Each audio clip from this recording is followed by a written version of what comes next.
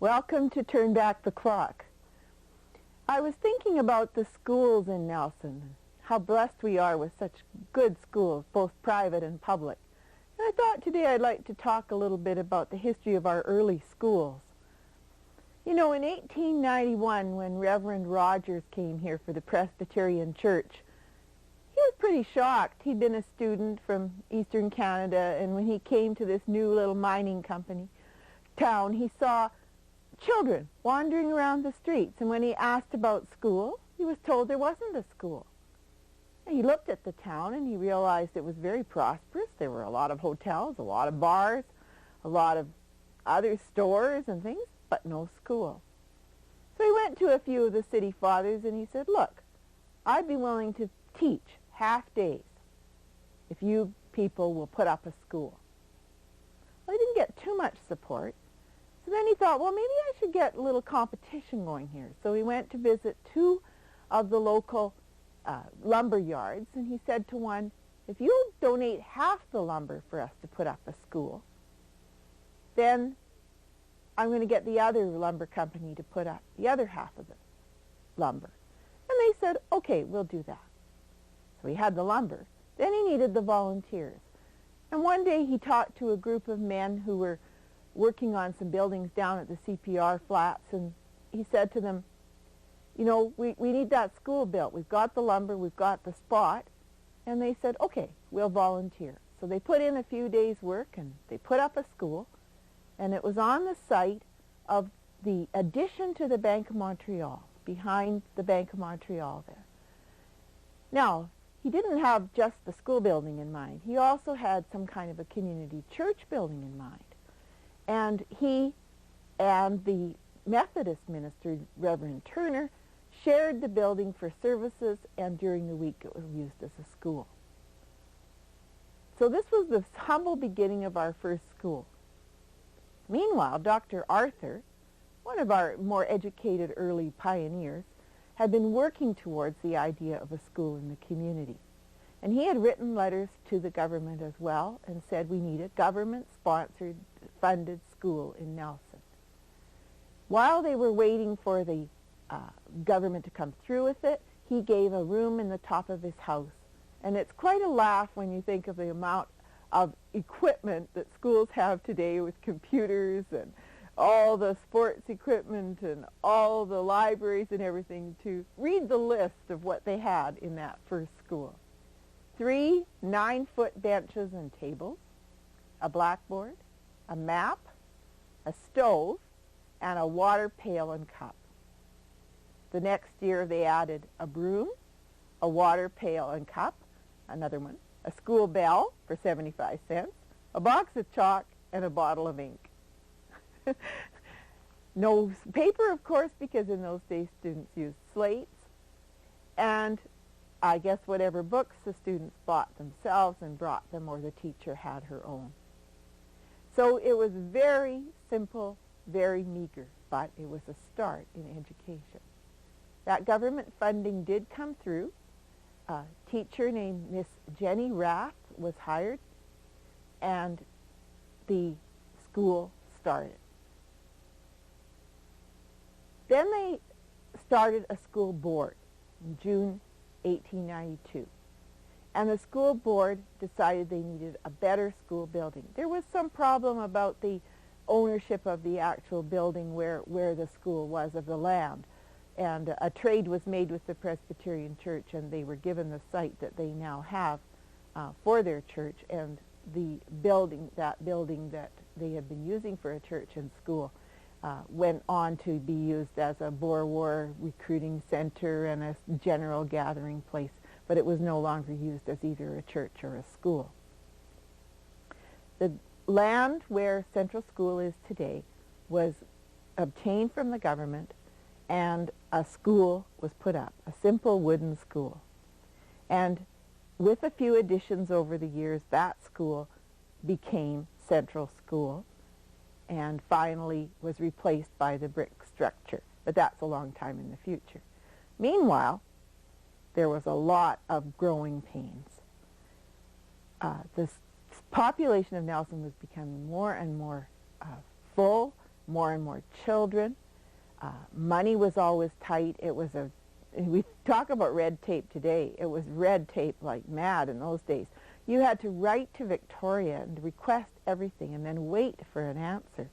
You had to put out the money and get reimbursed by the government. So of course it was just a terrible business, really difficult to deal with. And so as a result, the poor school board never knew whether they were going to be able to build onto the school to provide through the students. And there were times when the school was spread all over town. There were rooms in the, what's now Dr. Bickerton's office on the old IOOF hall on the corner of Baker and Kootenai. There were at one time 2 floors of that were used as a school. The Salvation Army barracks were used as a school. The Baptist church basement was used for a school. The poor school board was just scrambling, and students were all over town, and you can imagine what it was like for the teachers. But they went on, and in those days, of course, your classrooms were much larger classes, much more many grades and so forth like that. So the teachers really had quite a challenge, as well as with this, being way all over the town. Discipline was an interesting situation, because one of the early requests that one of the teachers wanted was a platform and a chair and table to sit up on the platform. And this was so the teacher could keep their eye, maybe she was really short or something, so she could keep her eye on the children at the back of the school. A few years later, those were gotten rid of by another teacher. Maybe he was tall. We don't know. Among those early teachers was Miss Stella Kane, who was the sister of the 2 Kane brothers who were founders of Kaslo, David and George. One was the early mayor. They were very involved. And another very good early teacher was Miss Nell Delmage, who was Dr. Arthur and Mrs. Dr. Arthur, his wife's sister, who was a fine teacher in herself. The first principal that we had, because as soon as you had a certain number of rooms, then you had a principal, was a Mr. J.R. Green. Well, finally, this whole business of writing to Victoria and writing back and everything was getting really bad. And they really needed a high school. All these students who had grown up through the early 90s were all of high school age, and they needed a high school. And the school board approached the city of Nelson and said, look, would you apply to the government to take over the schools within the city? And they agreed, and they applied, and they took over the schools. And so the school management was settled in town for the first time. They didn't have to do all this dealing with Victoria, or certainly not as much as they had in the past. And in 1902, this all went through, and at the same time, finally a high school was built in town. And that was on the site of South Nelson School, where South Nelson is now. And it was actually our first really substantial brick veneered building. The site up there had a creek running through it in the past. If you look at the old maps of Nelson, there's a creek running through. And even in my day when I was there in high school, there was a swamp out the back of the school. But that's all being diverted now and put into pipes and drained away, and the South Nelson school grounds are very organized and attractive now. But in many years it was a much more wild-looking site with, I can remember, buttercups and things on the school ground. The school district at that time that was under the school board did not include Fairview, because Fairview was not in the city limits.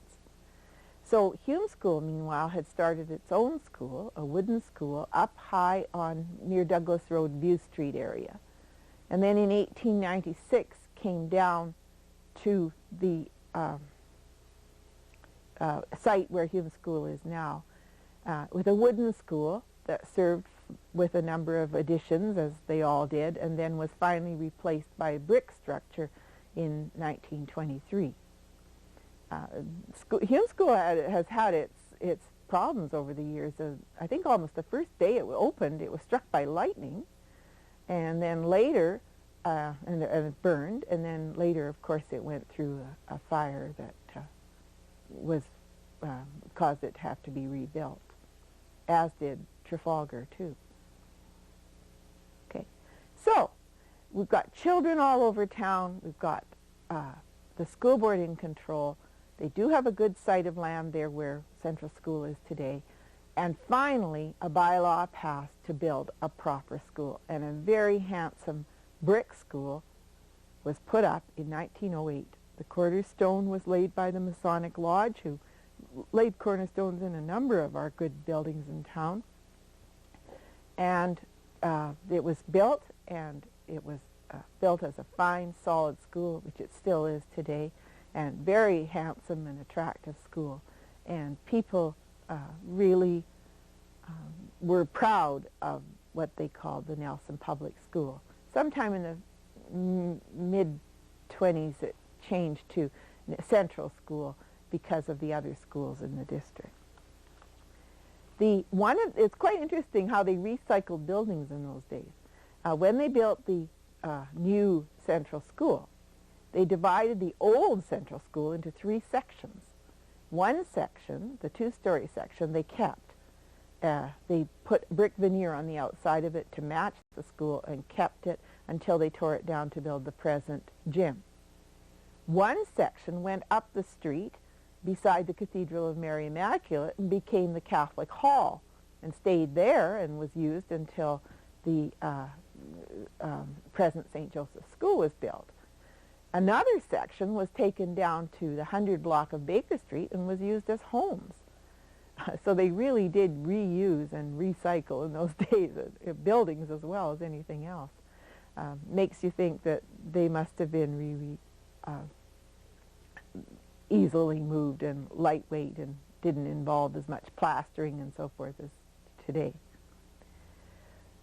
Well, the high school, Central School, Hume School in Fairview, little country schools out in the outlying areas like Blewett, which was called Belford, Willow Point, Proctor, yes. But the main schools in town were growing, were filling, and in the early 30s, late 20s and early 30s, they realized they needed another school for the secondary age group. And so they put up what is now Trafalgar School, which was called in those days the Nelson Junior High School, on the site it is now. And many Nelson residents were the first classes in that school, which contained shops and home ec rooms and art rooms, and was a very forward-looking school in its day. The old high school, built in 1901-2, was really coming to an end when I was in high school. It was just bursting at the seams. It was very difficult to get around in. The gymnasium was on the top floor with pillars in it, and the school was just totally inadequate. So the school board put a bylaw to the citizens of Nelson for a new high school. And the site where L.V. Rogers is today was purchased, and as the bylaw passed in 1956, the new L.V. Rogers High School was opened. The old high school was remodeled and became South Nelson School. It opened in 1958, and then was there was a fire in 1959, and it was replaced and remodeled and rebuilt on a lot of the old foundations in 1961. The high school has served well, as we all know, but certainly is needing renovations, which hopefully will be happening in the new year. The older people like me think of it as the newest school, but of course it's not. Outlying areas were served by Rosemont received its school in '63. The replacement of the old Blewett School that had been built in 1911 happened in 1967. And then A.I. Collinson and Redfish and North Shore schools all were built in the other time. since then up till today. Our schools have been serving our students very well. Styles of teaching, styles of classes, sizes of classes have certainly always changed. Students have traditionally loved their teachers and had fond memories of school, and I think we're all very attached to our memories of our schools. This has just been a brief look at some of our schools and the history of our schools in the town. And I'm sure there's a whole other story about the teachers, about the students, about some of the activities and happenings, but I just thought maybe this would start a few memories rolling. See you next time.